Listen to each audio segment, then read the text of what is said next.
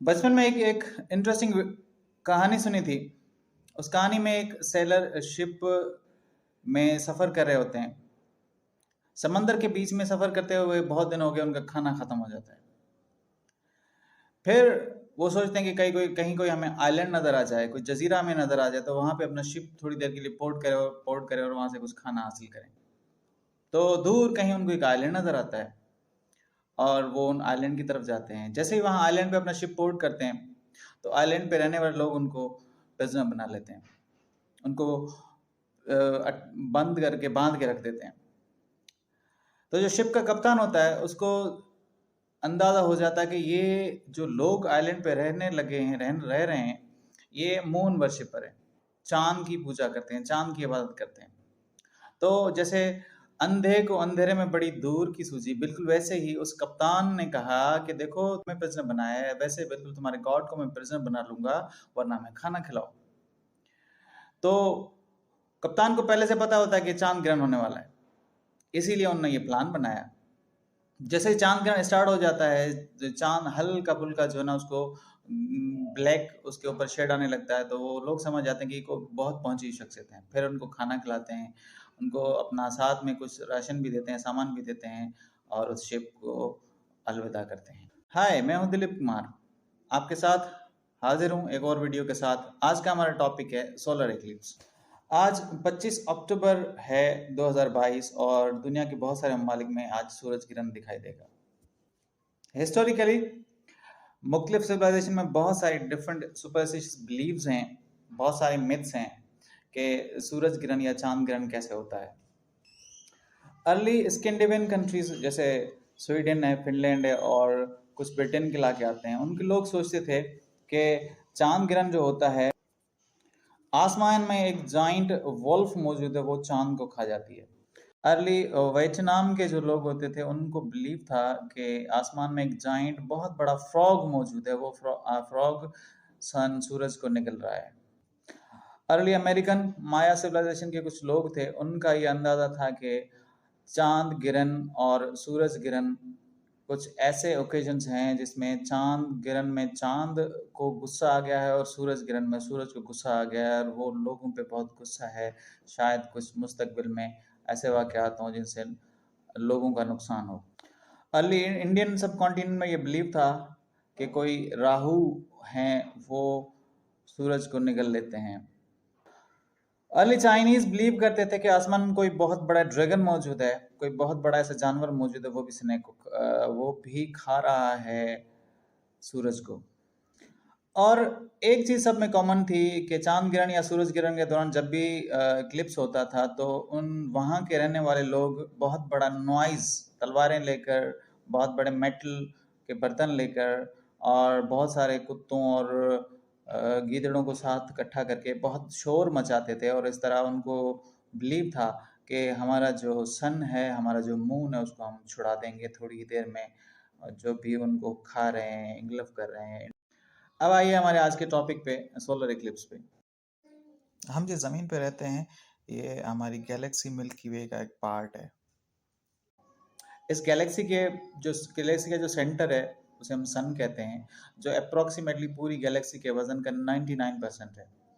ऐसे सूरज को अपनी रोशनी है और ये अपनी लाइट प्रोड्यूस करता है, इसलिए हम इसे बिगेस्ट स्टार कहते हैं।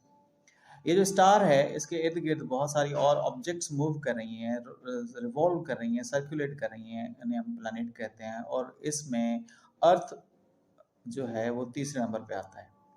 अर्थ सन के इर्द गिर्द जो मूवमेंट कर रहा है, वो अपने एक एक्सिस में मूवमेंट कर रहा है, रिवॉल्व कर रहा है, घूम रहा है।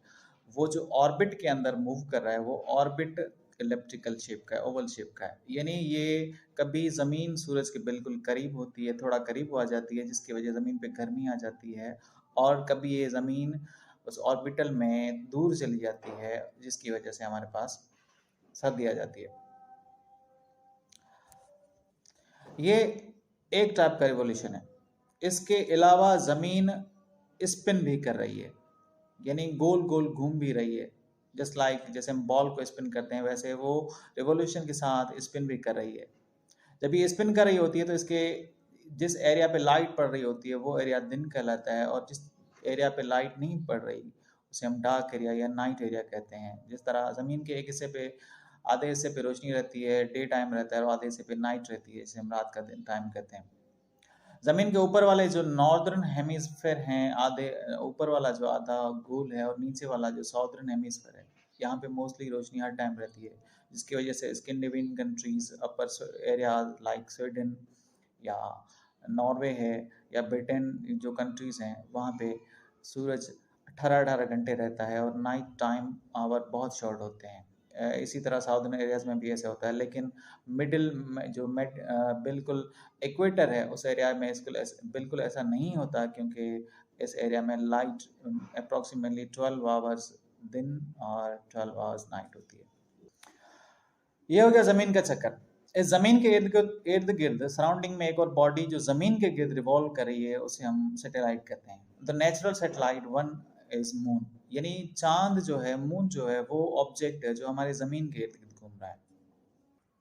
चांद का एक रिवॉल्यूशन तकरीबन 27 डेज में पूरा होता है। होता यह है कि चांद जब ज़मीन के इर्द गिर्द घूम रहा होता है, तो कभी ये बिल्कुल सूरज के सामने होता है, जिसकी वजह से सनलाइट इस पे डायरेक्ट पड़ रही होती है, और ये हमें शाइन करता हुआ वो जो एरिया दिखता है, वो आमतौर पे हम उसे मून कहते हैं। लेकिन अगर ये बिल्कुल घूम के ज़मीन के पीछे चला जाता है, जिसकी वजह से इस पे रोशनी नहीं पड़ रही होती और हमें चांद दिखाई नहीं देता, जिसकी वजह से हमारे पास डार्क नाइट्स, अमावस वगैरह की रातें होती हैं, और जब फिर घूम के आता है सामने से, तो पहले जो एरिया ज़ाहिर होता है, फर्स्ट मून, फिर सेकंड मून, फिर थर्ड मून, फिर हाफ मून, फिर फुल मून, इस तरह मून के डिफरेंट एंगल्स चेंज होते हैं और हमें दिखाई देते हैं। मून का जो ऑर्बिट है अराउंड दिस अर्थ, वो बिल्कुल प्लेन हॉरिजॉन्टल नहीं है। सोलर इक्लिप्स तभी होता है जब ज़मीन और सूरज के बीच में चांद आ जाता है और हमें सूरज दिखाई नहीं देता, तो हम उसे सोलर इक्लिप्स कहते हैं। ये जो मून का ऑर्बिट है, ये भी इलेप्टिकल शेप का है, ये भी ओवल शेप का है, और ये जब बिल्कुल ज़मीन और सूरज के बहुत दूर चला जाता है, तो चांद एज कम्पेयर टू द सन छोटा हमें दिखाई देता है। इस वजह से अगर ज़मीन और सूरज के बीच में दूर चांद बीच में आ गया, तो वो पूरा एक्लिप्स नहीं होता, जिसे हम पार्शियल एक्लिप्स कहते हैं।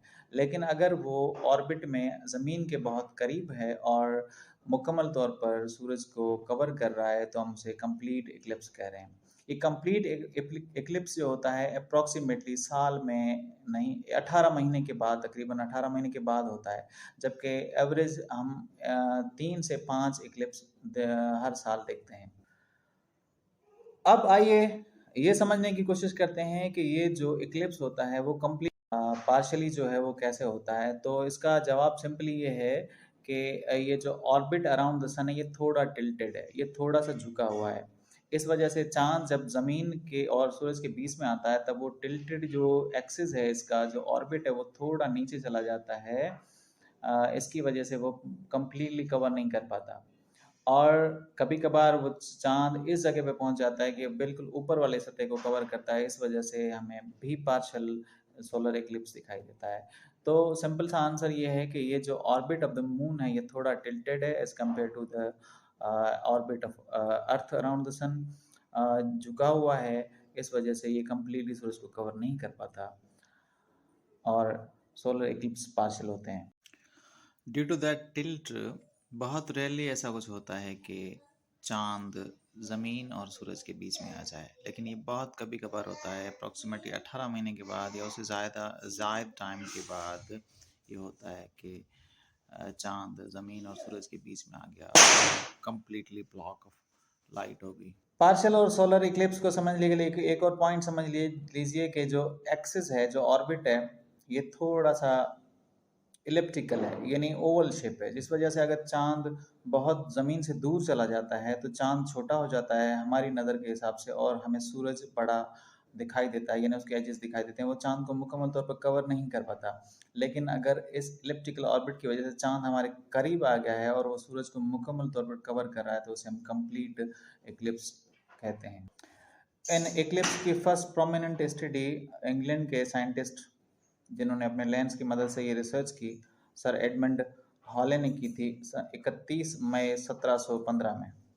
उन्होंने बताया था कि ये जो चांद ग्रहण और सूरज ग्रहण होते हैं, दरअसल ये एक सेलेशियल बॉडीज का आपस में एक इंटरेक्शन है जिसकी वजह से होते हैं, और इसके पीछे कोई भी सुपरस्टिशियस बिलीव्स, कुछ भी टेल्स, कुछ भी मिथ वगैरह नहीं है। और हम जो बिलीव करते हैं कि चांद ग्रहण के दौरान खाना नहीं खाना चाहिए, बाहर नहीं निकलना चाहिए, या कुछ और एक्टिविटीज़ पे बैन लगाया गया है, मतलब लगाते हैं कि ये नहीं करना चाहिए, ऐसा कुछ भी नहीं होता। सूरज ग्रहण को डायरेक्टली ओपन आई से नहीं देखना चाहिए, क्योंकि आम तौर पे हम सूरज को डायरेक्टली नहीं देखते, लेकिन जब इक्लिप्स होता है, ग्रहण लगता है, तो हम कोशिश करते हैं कि इस व्यू को देखें, रिकॉर्ड करें, तो हमारी रेटिना वगैरह डैमेज हो सकती है directly seeing into the I. Normally अगर हम दिन के वक्त भी, जब सूरज बहुत गर्म ऊपर हो, तब भी सूरज की तरफ देखें, तब भी हमें नुकसान हो सकता है। तो डायरेक्टली हम नहीं देख सकते, इसलिए स्पेशल ग्लासेस वगैरह होते हैं वो यूज़ करते हैं ताकि इसको देख सकें। तो दोस्तों आज की वीडियो यहीं ख़त्म करते हैं। अगर आपको वीडियो पसंद आई है तो मेरा चैनल सब्सक्राइब करें, लाइक करें, या कमेंट करें, या कोई सजेशन दें। ये सजेशन मेरे लिए एक इस्लाह होगी।